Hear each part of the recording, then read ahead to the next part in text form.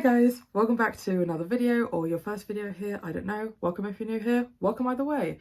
This video is going to be my wrap up for February 2023 and I had quite a good reading month, so let's get into that.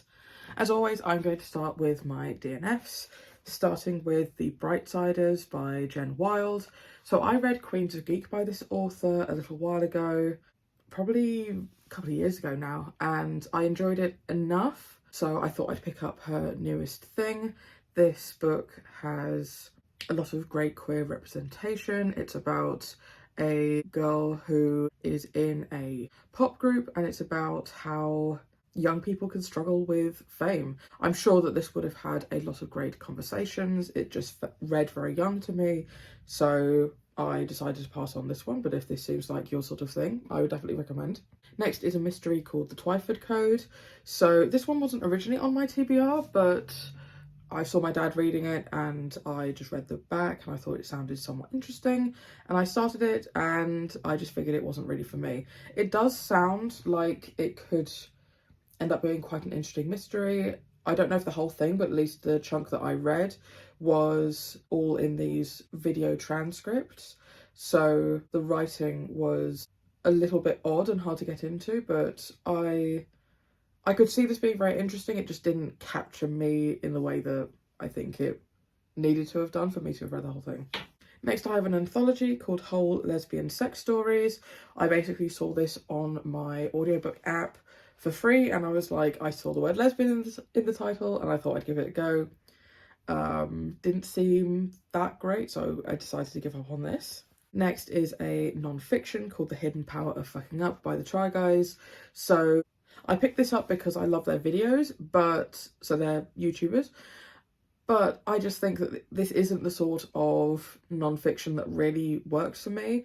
I don't tend to enjoy non-fiction that is supposed to be like inspiring unless it's very short. I tend to prefer non-fiction that's trying to bring light to a issue or has something that's trying to say, so this one just didn't really work for me.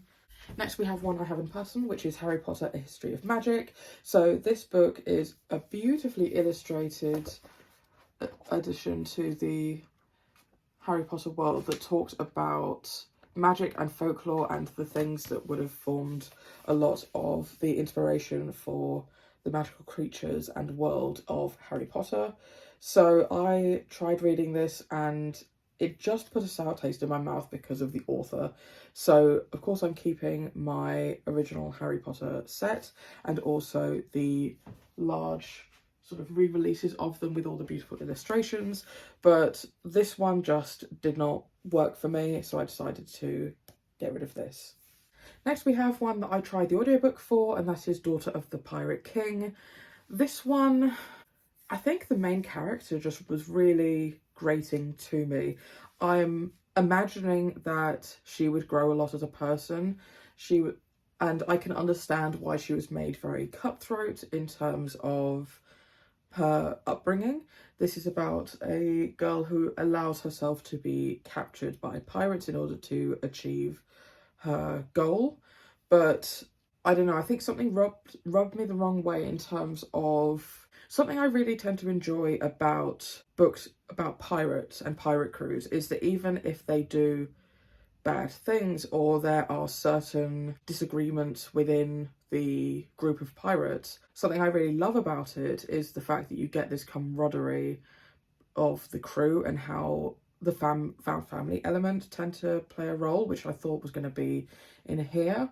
But it was very clear that she had a couple of people on the crew that she valued, and then pretty much everyone else she had a level of disdain for, and that's just not what I look for in a book centering around pirates. I believe I picked this one up because it was queer as well. I could be wrong about that though, so this was not for me. Next I have a sequel that I tried, and that is Heart of Silver Flame. This one, oh god, what was the first one? Something about stars.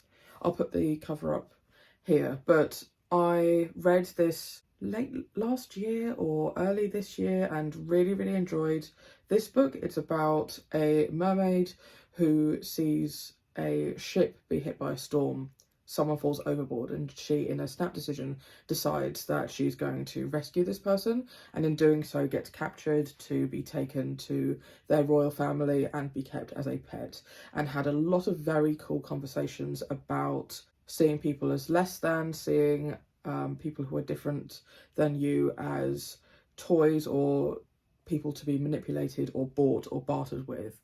And I really enjoyed the story. It wasn't a perfect book for me. I did find the main character a bit grating at first, and also I think that the lore regarding the religion was quite info dumpy at the beginning, but did sort of work its way out.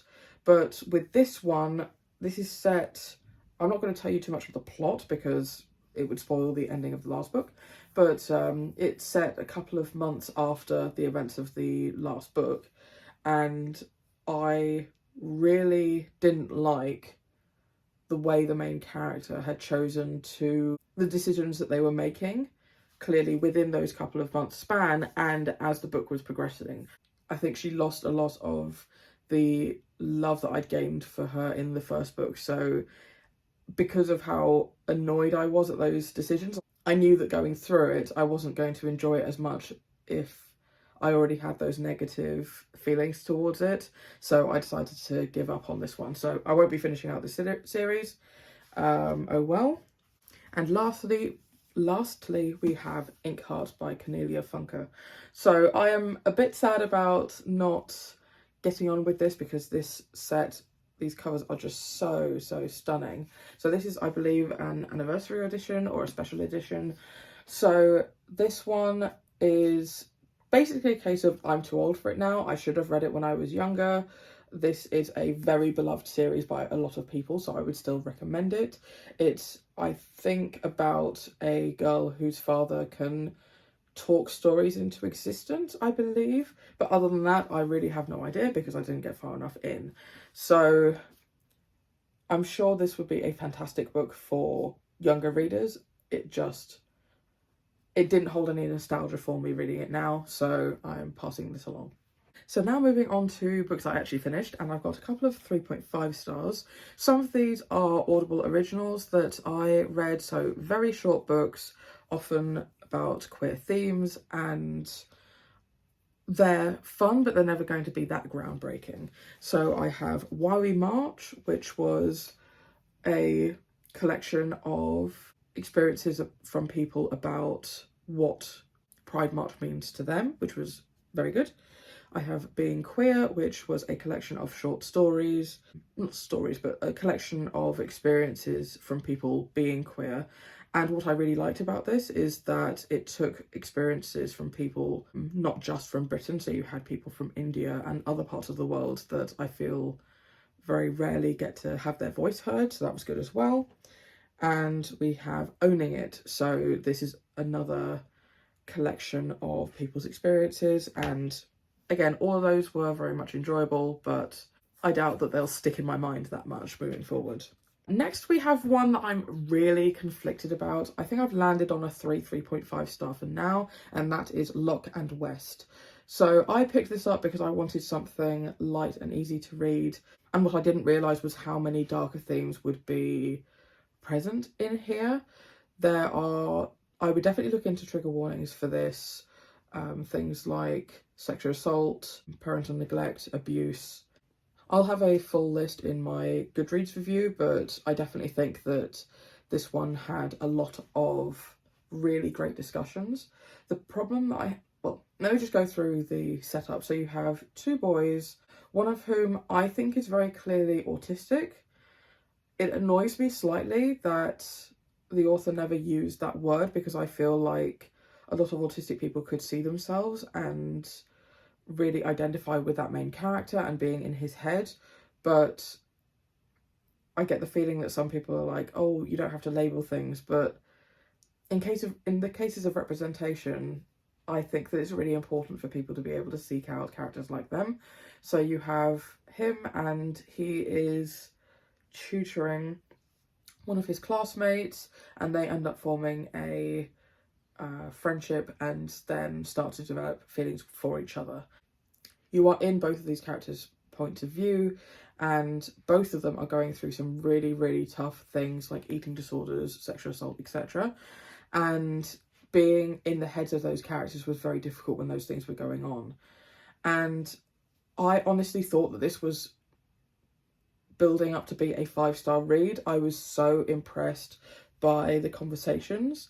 And then there was just one thing that I really didn't like about it, and for me it did ruin a lot of those conversations that were occurring, which is why it's knocked down so much.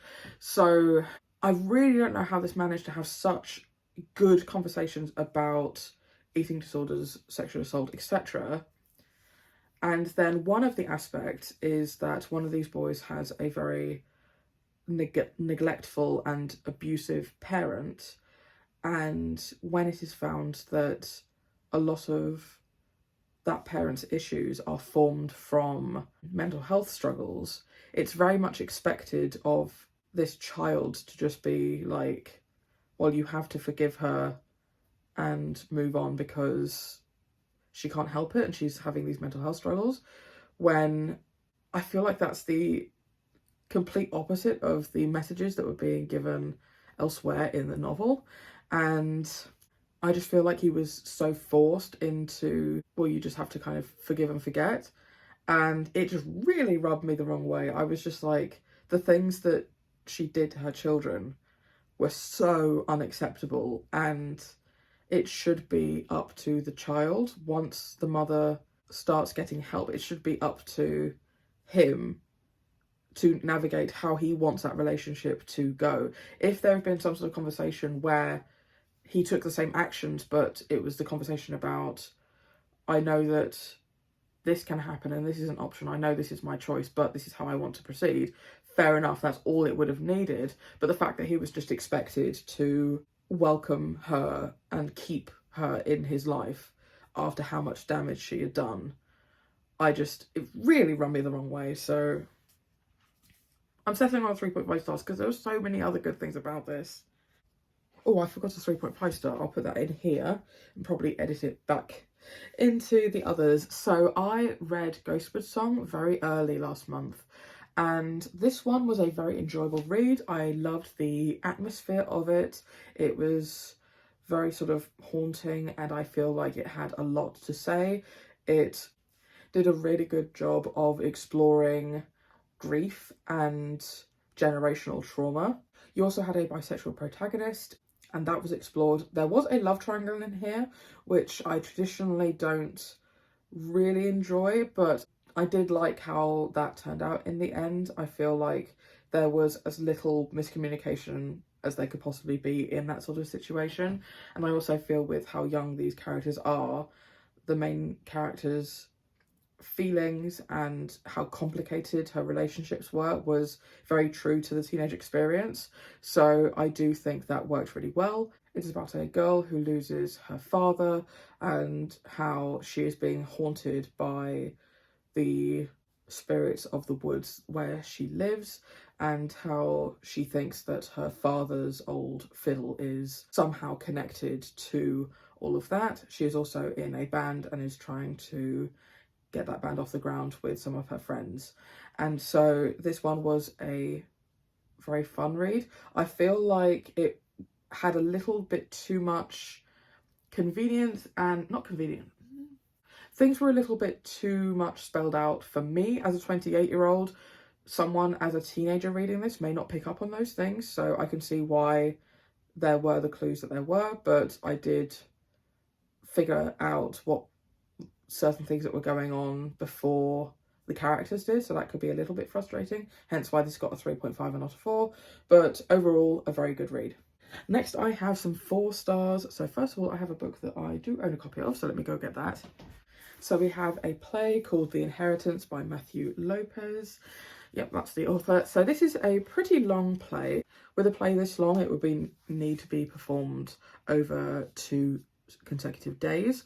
I missed this when this was on, I think at the National Theatre, but I would love to see it at some point. I really, really enjoyed the reading experience. The back says things about like it being one of the most important modern plays ever. I don't think it's the life-changing, groundbreaking thing that it's described on as at the back. So I wouldn't go into it with expectations that are up here because I think it probably won't meet them. But it was a very, very solid read. You start off with a group of characters who aren't really named. They are all doing a writing class where E.M. Forster is overseeing this group, and then they decide to act out a story, and E.M. Forster is sort of helping them along with it. It feels very much like the setup to an improv game, and you then find out this story through the characters acting out. You have several characters who become one person and then stick as that character throughout, and you have others that flit in and out as minor side characters. I originally thought this could get confusing, but it really didn't. I loved the messages in here. You had so many conversations about queerness and HIV and love and relationships and shame, and there was so many themes of inheritance in here. So I've never read Howard's End by E.M. Forster, but I believe this is supposed to be a retelling of that story. So you have this house that is supposed to be being inherited by someone, and there's a conflict to do with that.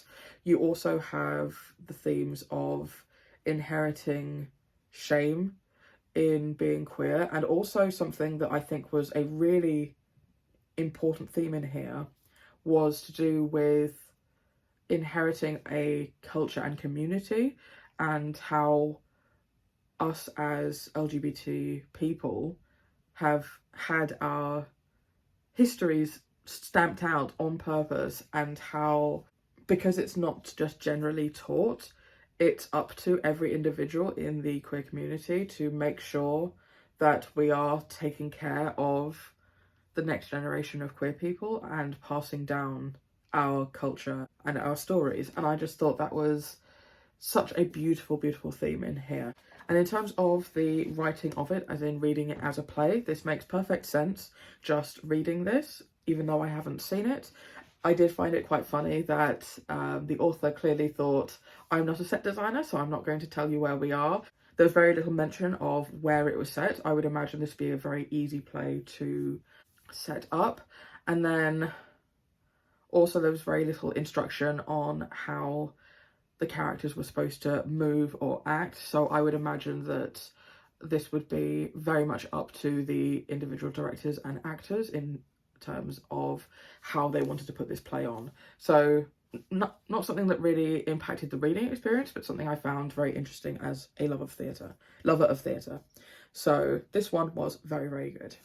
So next we have two books in the same series, and that is So This Is Ever After and In Deeper Waters. So with this series, this falls into the historical fantasy books where they're often very queer and also very much focused on the hijinks and the fun aspects.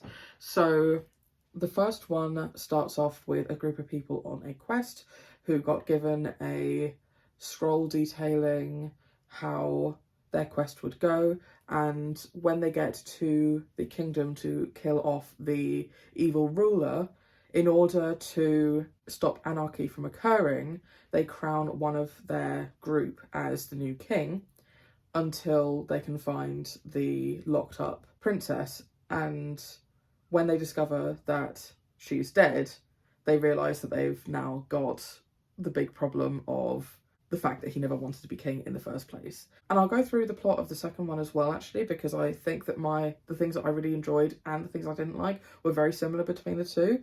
So in Deeper Waters, you have, I can imagine these being set in the same world, but you have a boy who is the youngest of a group of siblings who is expected to have this immense tour before he starts taking on responsibilities, and he has a magical ability that he has to keep secret, and he ends up meeting a captive on another ship, and hijinks ensue beyond that.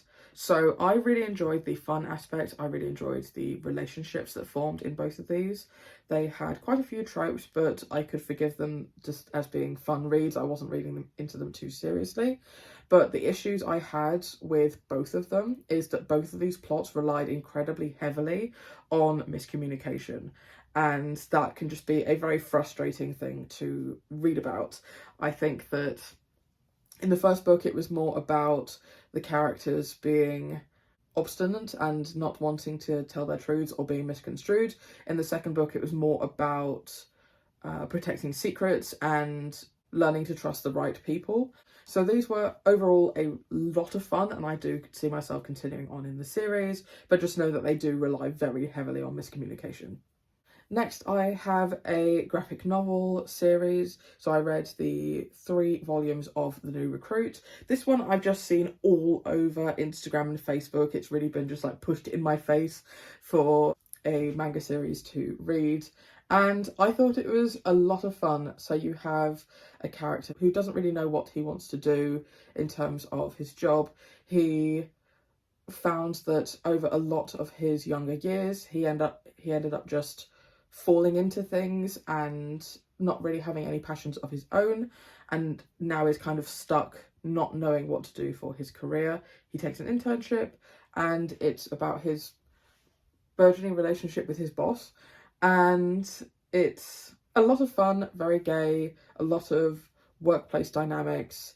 It's a very, very quick and easy read, and it didn't have too much substance to it. Also, obviously, if this was to happen in real life, there's obviously the issue of someone sleeping with their boss. So morally, this isn't the best story, but with comics like this, I never take them too seriously in terms of things like that. So a very fun and quick read.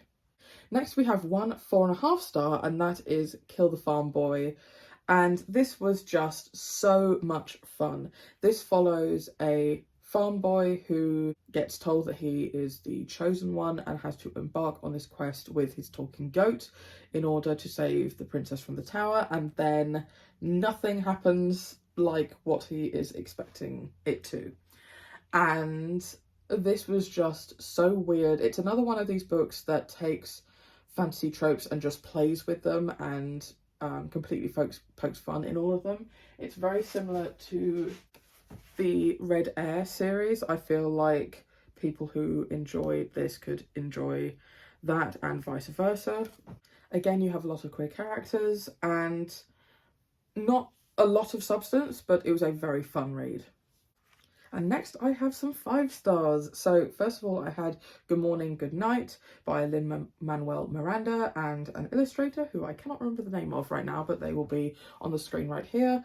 This is a collection of tweets, essentially, from Lin-Manuel Miranda, who just is a very wholesome person, especially on Twitter, where he would write a little message to people both in the morning and in the evening, just writing messages that he would want to be told in that moment, and just little motivational things or just little pieces of comfort. And it was collated into this book with some lovely illustrations, and for what it is, it's perfect. It's just a really, really lovely read, and to anyone who is a fan of Lin and his work, I would highly recommend. Or if you just need a reason to smile. Next, I have something that is a very different vibe. So I finally got to Sadie by Courtney Summers. This was such a good book. I can totally see why it swept BookTube off its feet in the year that it came out. So this follows a girl whose younger sister has been killed, and it follows her as she is seeking revenge, and it follows a podcast host who has been informed of, first of all, the murder and then the sister's disappearance, and is trying to figure out where Sadie has got to and also what happened to the sister. This one does follow quite a few darker themes. There's a lot of commentary about the terrible things that are done to women and young girls, and the situation there was just absolutely sickening. I did consider giving up on it quite late on because of how just disgusting the behaviours of some of the characters were, but I powered through it, and I just think it was very, very excellent. You It's a very interesting writing style in terms of being in the head of Sadie, because it's in the moment and she's only thinking of the very near future. So it's a very interesting perspective to have. I think that then it's very well paired with the podcaster, who you hear a lot of his ponderings and his interviews with different people. So even if you already know the truth from Sadie in one chapter and you have people coming up with different theories in the podcasters chapters, I think it was still a very interesting read, as you got to see these people trying to piece these things together, even if you already know what happened. I also think there isn't so much of a mystery in here, because being in the head of Sadie, she already knows the truth. And so it's less of a journey of Sadie finding out the truth and then the podcaster trying to find Sadie. It's more about the reader already kind of knowing what is going on and waiting for the podcaster to catch up. I mean, despite that, it was still a very, very fascinating read. There was just such excellent commentary on the violence enacted against women. And yeah, the characters just made me so furious, and I think that's a wonderful quality of the book, to make me feel those emotions. And I think what is so sickening about books like this is the realness of it, the realness of these situations. So I highly recommend this. Next 5-star I have is a reread. So I reread The Seven Deaths of Evelyn Hardcastle. This book is so good. So this is a historical mystery with a side of fantasy. So you have a guy who wakes up in the middle of the woods. He has no idea who he is, where he is, why he's out in the middle of nowhere, and he eventually makes it back to this house that he's supposedly staying in, and he has to just go through his day just piecing together who he is and trying to just make it through to the end of the day. And at the end of that day, one of the members of the house, Evelyn, dies. And after that tragedy occurs, when he goes to sleep, he wakes up starting the day again and in the body of a different guest. And he has to work out the murder before he runs out of guests or before he is killed. So this was such an interesting read both times. I actually reread it because I was having a discussion with one of my friends. We've been reading it together, and I wanted to essentially refresh my memory for our catch up. And also I figured that I'd find out so much more about it in the read through and find out so much more about the nuances of the interactions between the characters once I already knew who was responsible, and therefore I could focus more on these little things going on between all the characters. And that was absolutely true. I think I gained so much more from it in the second read through. Not that the first read through wasn't excellent. And I just think this is a mystery that I am going to continue recommending till the end of time. This is such a good book. And the last book that I have to talk to you about, which is a play called The Trail to Oregon. Oregon. So this is a Star Kid musical. They're a group that do often parody musicals of other franchises, but now they tend to do more of their own original stories. So this is a comedy musical following a family who have to make the trail to Oregon when their farm burns down. And Star Kid are just fantastic. They write all their own lyrics and their own songs. The music is fantastic. The stories are always really complex and wonderful and heartwarming, while also being incredibly funny and heartfelt. And it was wonderful reading the script after loving the show so much. And I just love the fact that Star Kid, I mean, they do sell tickets to their in-person shows, but also they post all their musicals to YouTube to be available free, and I just think they're doing a wonderful job in promoting access to theatre for everyone, which I think is so good. And there you have it. Those are all the books I read in February, and I'd love to hear how your reading is going so far this year, and I will see you in my next video. Bye.